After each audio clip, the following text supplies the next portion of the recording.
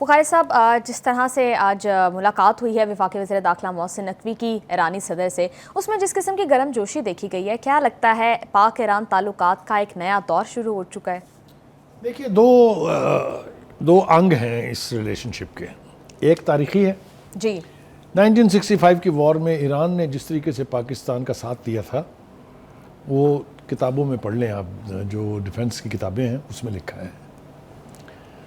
میں اس کی تفصیل اس وقت بیان کرنا نہیں چاہتا کیونکہ اسے کسی اور وقت کے لیے اٹھا رکھتے ہیں، لیکن وہ تاریخی تعاون تھا. ہندوستان کو یہ پتہ ہی نہیں چلتا تھا کہ جہاز پاکستانی آتے کہاں سے ہیں. سمجھ گئی ہوں گی آپ؟ جی. اچھا. اور دوسرا واقعہ اب یہ ہے، اس میں ہم نے دو طرح کی مدد کی ہوں گی. ایک ہے سفارتی سطح پہ اور دوسری ہے جنگ کے حوالے سے. یہ تو آنے والے وقت میں پتہ چلے گا نا کہ کس نے کیا کیا تھا. جی. یہ اتنا تشکر جو ہے کہ پارلیمنٹ میں تشکر پاکستان کے نعرے لگ جائیں، یہ ایسے ہی تھوڑی ہوتا ہے. لوگوں نے تو یہ تاثر دینے کی کوشش کی تھی کہ پاکستان اور ایران کے بیچ بڑی خلیج حائل ہے. وہ جو بارڈر کے واقعات ہوئے تھے، اگر آپ کو یاد ہو، دونوں طرف حملے ہوئے تھے. خواہ صاحب رہی بھی تو ہے، کافی گڑبڑ رہے ہیں ریلیشن شپس. اس کو آپ یہ کہہ سکتے ہیں کہ وہ وقتی اریٹیشنز تھیں، اس لیے کہ وہ قوتیں جو دہشت گردی کرنا چاہتی تھی، اس کے پس منظر میں یہ کوشش تھی کہ پاکستان اور ایران کے تعلقات خراب ہو جائیں. جی. ان کو اگر آپ ایک طرف رکھ دیں تو ایک تو اس کی تاریخی نوعیت ہے. ٹھیک ہے جی. ایران کے انقلاب کی پاکستان میں جس طرح پذیرائی ہوئی ساری دنیا کو معلوم ہے. جی. اور دوسرا اس جنگ کے حوالے سے، جیسے میں نے کہا آپ سے کہ آنے والے وقت میں ہمیں یہ پتہ چلے گا، لیکن اس کا اظہار ایرانی صدر کے لفظوں میں موجود ہے. وہ یہ کہتے ہیں کہ ہم پاکستان کے ساتھ تعلقات کو انتہائی اہمیت کا حامل سمجھتے ہیں. یہ ڈپلومیٹک لینگویج ہے. اس کے پرت اگر آپ الٹنے لگیں گے تو پتہ نہیں کیا کیا نکلے گا اس میں سے. اس کو ابھی چھوڑ دیتے ہیں. جی. ٹھیک ہے جی. دوسری بات یہ ہے کہ اسی طریقے سے جو ہمارے انٹیریئر منسٹر ہیں محسن نقوی صاحب، انہوں نے ایرانین پریزیڈنٹ کو بتایا کہ پاکستان وہ پہلا ملک تھا جس کی پارلیمنٹ نے کنڈمنیشن کی اسرائیل کی ریزولوشن پاس کی، اور جتنے بھی انٹرنیشنل فورمز ہیں وہاں پر ایرانی موقف کی حمایت کی، اسرائیل کی مذمت کی ہر جگہ، یہ جانتے بوجھتے ہوئے کہ امریکہ بہادر کو اس سے بڑا غصہ آئے گا، تکلیف ہوگی، لیکن ہم نے اپنے دوست برادر ملک کے لیے ہر فورم کے اوپر ایران کی امداد کی ہے. دوسری بات یہ ہے کہ اب ان تعلقات کی نوعیت اور بدلنے جا رہی ہے، کیونکہ اس خطے میں دو جنگیں ہوئی ہیں. جی. یعنی ایشیا میں کہہ لیجیے آپ، ایک جنگ پاک بھارت کی تھی، ہم نے بھی سبق سیکھے ہیں، ہم نے بھی جنگ جیتی ہے، ایران نے بھی جنگ جیتی ہے، کوئی دو رائے نہیں ہے اس کے بارے میں. جتنا مرضی آپ کیموفلیج کر لیں، اس کو چھپا لیں، پوری دنیا کو پتہ ہے کہ ایران نے اسرائیل کی اینٹ سے اینٹ بجا دی ہے، اور اسرائیلی قوم کو پہلی دفعہ مزہ چکھنا پڑا ہے کہ جنگ کیا ہوتی ہے. مرنے والوں کی لاشیں اٹھائی کیسے جاتی ہیں، بلڈنگیں تباہ کیسے ہوتی ہیں، پراپرٹی کیسے برباد کی جاتی ہے، بجلی گھر کیسے اڑائے جاتے ہیں، اینڈ فوجی ہیڈ کوارٹروں پر حملے کیسے ہوتے ہیں. یہ انہوں نے پہلی دفعہ چکھا ہے. جی. ٹھیک ہے جی. تو یہ جو تجربہ ہے دونوں ملکوں کا، اس سے بہت کچھ سیکھا جا سکتا ہے. اس سے آئندہ کے لیے بچنے کے لیے بہت سارے مشترکہ اقدامات کیے جا سکتے ہیں. صاحب آپ نے بھی بات کی پاک بھارت جنگ کی، تو اس سے مجھے ایک سوال یاد آیا کہ اس پاک ایران تعلقات میں تیسرا فریق بھی ہے، بھارت. تو کیا اب اس جنگ کے بعد ایران اور بھارت کے تعلقات کس طرح سے شیپ کریں گے؟ اس میں دیکھیے، میں نا ایران میں اس وقت کیا ہو رہا ہے اس کے حوالے سے میں اس وقت کچھ کہنا نہیں چاہوں گا. جی. لیکن دو قومیتیں وہاں ایسی تھیں جنہوں نے ایران کو اندر سے نقصان پہنچایا ہے. ایک افغانیز جو وہاں یعنی مہاجروں کی صورت میں، ریفیوجیز کی صورت میں موجود تھے، انہوں نے موساد کے لیے کام کیا، اور بھارتیوں کی ایک بڑی تعداد نے، حتیٰ کہ جو ڈرون وہاں اندر مینوفیکچر ہو رہے تھے اس میں بھی بھارتی موجود تھے. وہاں اب سکیننگ ہو رہی ہے.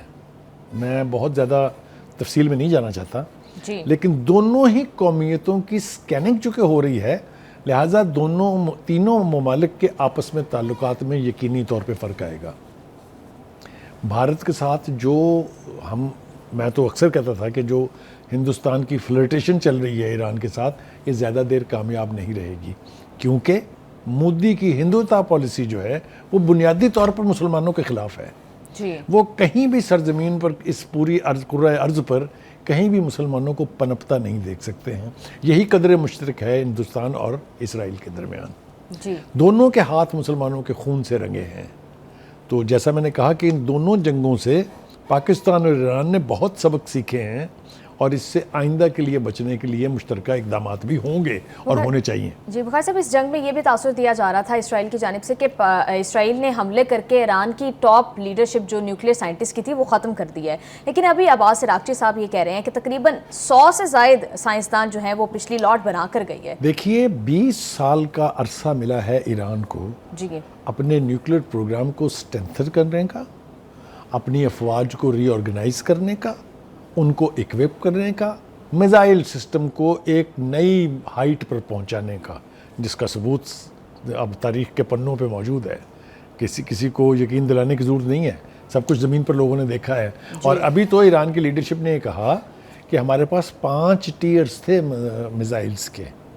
سب سے پہلے ہم نے ہلکے میزائلز پھینک کے اسرائیل کے ایئر ڈوم کو ایگزاسٹ کیا, پھر جب ہمارے اس سے بہتر میزائل گئے تو پھر پتہ چلا اسرائیل کو جنگ ہوتی کیا ہے. تو یہ اسٹریٹجی تھی جی کہ شروع میں ان کو ایگزاسٹ کیا جائے, وہ ایرو ڈیم کا تاثر جو ہے وہ دھیما پڑے, تو پھر اس کے بعد جو اٹیک کیا اس کی کیا صورت وہاں بنائی ہے وہ آپ کے سامنے ہے. ایک تو یہ ہو گیا. دوسری بات یہ ہے کہ جو عراقچی جو وہاں کے وزیر خارجہ ہیں, ان کا جو بیان آپ نے جس حوالے سے دیا ہے, ٹھیک کہا انہوں نے. دیکھیے یہ ہمیشہ ہوتا ہے.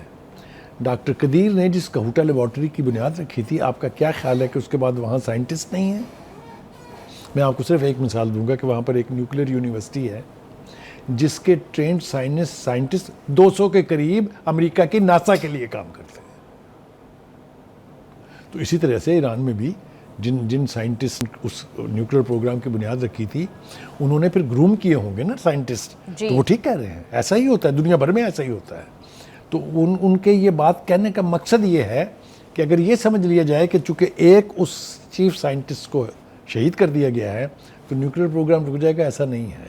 یہ انہیں بیان اس لیے دینا پڑا. دوسری بات جو وہ امپورٹنٹ کر رہے ہیں, وہ کہتے ہیں کہ ہم اگر اسرائیل کا خیال یہ ہے کہ غزہ کو زمیں بوس کرنے کے بعد حماس کی ریزسٹنس ختم ہو گئی ہے, تو انہوں نے صرف ایک مثال دی ہے. ان کا کہ 2 لاکھ نئے والنٹیئر بھرتی ہوئے ہیں حماس میں. اور ایک بات یاد رکھیں آپ, ساتھ ہی وہ یہ بھی کہتے ہیں کہ اسرائیل کی فوج غزہ میں اس وقت دلدل میں موجود ہے. بخاری صاحب ٹائم کم رہ گیا. بڑی ایک امپورٹنٹ چیز ہے کہ اب یہ بھی خدشہ ظاہر کیا جا رہا ہے کہ شاید نیتن کی حکومت کے دن تھوڑے رہ گئے ہیں. تو اس حوالے سے آپ کو کیا واقعی لگتا ہے کہ جو ان کی حکومت گرنے کے بالکل اگر جنگ نہیں ہو رہی ہوتی تو وہ گرے ہوئے کئی مہینے ہو چکے ہوتے. اس لیے کہ جو آرتھوڈاکس پارٹیز ہیں مذہبی, انہوں نے ان کا ساتھ چھوڑنے کا فیصلہ 2 بنیادوں پر کیا ہے. ایک تو یہ کہ وہ جبری بھرتی جو ہے, جو ایک بل لایا جا رہا تھا کہ جی یہ آرتھوڈاکس جو یہودیز ہیں یہ فوج میں بھرتی ہوں گے, وہ اس کی مخالف ہیں. ایک نے ساتھ چھوڑ دیا. ایک اور پارٹی جس نے چھوڑا ہے وہ ہے UTJ, اور جو دوسری چھوڑنے والی ہے اس پارٹی کا نام ہے شاس, سین الف اور سین شاس. اگر اس نے بھی چھوڑ دیا تو 1 سیٹ چاہیے صرف نیتن یاہو کو ڈی سیٹ کرنے کے لیے. اس نے جنگ شروع اس لیے کی تھی کہ اس کے اقتدار کو خطرہ تھا. اس نے ڈٹائی کا مظاہرہ اس لیے کیا کہ اسے پتا تھا کہ اگر جنگ جتنی جلدی ختم ہو گئی میرا اقتدار اتنی جلدی چلا جائے گا. اب وہ ان کے گلے میں پھانسی کا پھندا اس اعتبار سے ہے کہ انہوں نے کوئی ایک ایسا اقدام کیا جس سے وہ پارٹی بھی ساتھ چھوڑ گئی, تو نیتن یاہو صاحب گئے. جی بخاری صاحب, اس کے علاوہ بھی ہم دیکھ رہے ہیں کہ اسرائیل پھر بھی اپنی جارحیت جو ہے وہ جاری رکھے ہوئے ہے. ہر روز ہم غزہ سے اس طرح کی فوٹیجز دیکھتے ہیں کہ امداد کے لیے آئے بچوں پر بمباری کی جاتی ہے. اس طرح کی فوٹیجز دیکھ کے بھی پورا انٹرنیشنل میڈیا اور پورا جو انٹرنیشنل کمیونٹی ہے وہ سائلنٹ ہے. ابھی ایک اور ویڈیو آئی ہے جس میں جو خوراک تقسیم ہو رہی ہے اس کے اوپر اندھا دھند فائرنگ کرتے ہوئے دکھایا گیا ہے, اور فلسطینی جو بھوک کے مارے بلک کے خوراک کی تلاش میں تھے وہ زمین پر لیٹ کے اپنی جانیں بچانے کی کوشش کر رہے ہیں.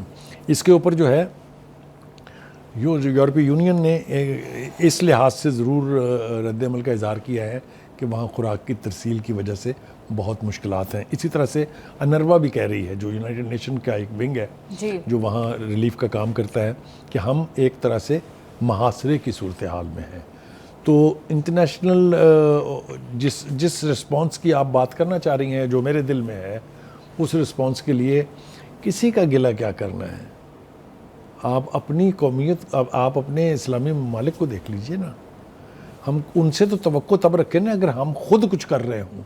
تو ہماری مسلم امہ نے بہت مایوس کیا ہے غزہ ایرانی کے. صدر نے بھی آج اسی حوالے سے بات کیا. انہوں نے کہا کہ اگر پوری مسلم امت اکٹھی ہو جائے تو پھر اسرائیل کو جو ہے وہ ہم روک سکتے ہیں. وجود ختم ہو جائے. بالکل بالکل بخاری صاحب آپ ٹھیک کہہ رہے ہیں. پروگرام میں یہاں شامل کرتے ہیں ایک بریک. Stay with us.